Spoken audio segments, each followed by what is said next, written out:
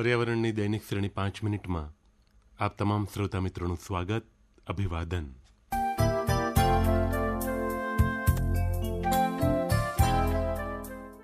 મિત્રો, આજે વાત કરીએ કંસારી વિષયક.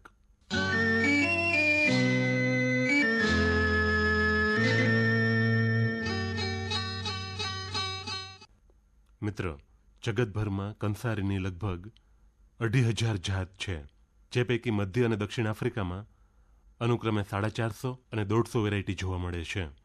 ઓસ્ટ્રેલિયામાં લગભગ 220 જાતની કંસારી થાય છે, જ્યારે ઉત્તર આફ્રિકાથી લઈ રશિયા સુધીના ભૌગોલિક પટ્ટામાં બીજી સેંકડો જાતની કંસારી વિવિધ પ્રદેશોમાં વસવાટ કરે છે.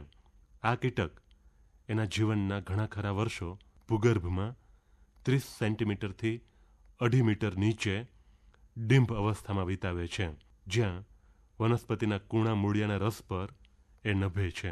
ભૂગર્ભમાં ભેજયુક્ત માટીને પોતાના આગલા પગ વડે ખોદતા રહી એમના ટોળા સેંકડો ટનલ બનાવી વિશાળ કોલોની સ્થાપે છે. સરેરાશ કોલોનીમાં લાખો કંસારી હોય છે, પણ ક્યારેક એમની સંખ્યા કરોડોમાં ગણાય એટલી હોય એવું પણ બને.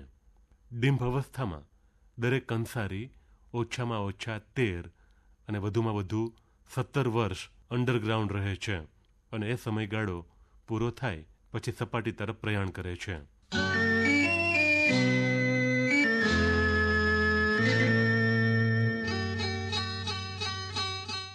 આ કીટકો પોતાનો ભૂગર્ભ આવાસ છોડી સપાટી પર આવે એની પાછળનો એકમાત્ર ઉદ્દેશ પ્રજનન થકી વંશવેલો આગળ વધારવાનો હોય છે. જમીનમાંથી બહાર નીકળતા વેત દરેક કંસારી વૃક્ષના થડ પર પગ વડે પકડ જમાવી ઊંચે ચડે છે અને ત્યારબાદ પોતાની બાહ્ય ખોડ ઉતારી નાખે છે. ખોડ ઓથે ઢંકાયેલી પાંખો એ પછી મોકળી થતાં કંસારી ગગનવિહારી બની પોતાના સાથીની શોધમાં ભટકવાનું શરૂ કરે છે.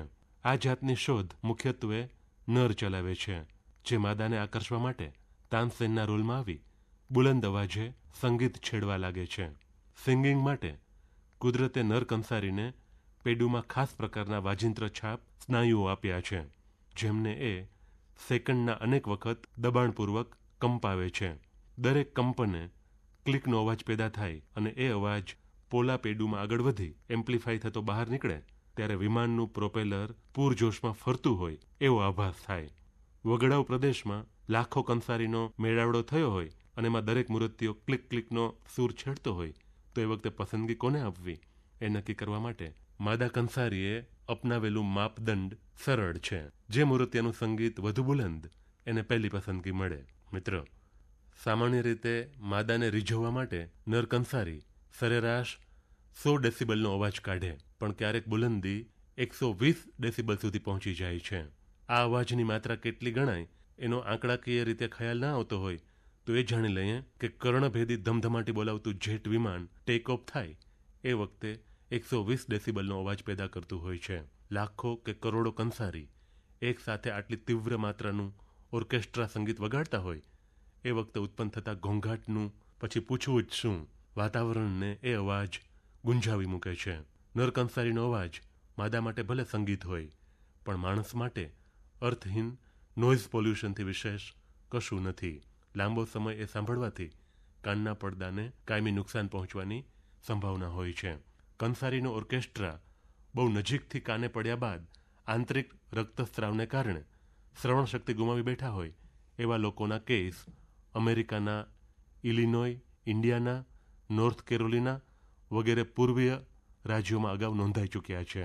આ રાજ્યોના લોકોને એટલે જ અમેરિકન સરકાર કંસારીના નોઇઝ પોલ્યુશનથી બચવા પોતપોતાના કાનમાં રૂના પૂમડા ખોસેલા રાખવાનું સૂચવે છે. 5 મિનિટમાં આજે આટલું બસ.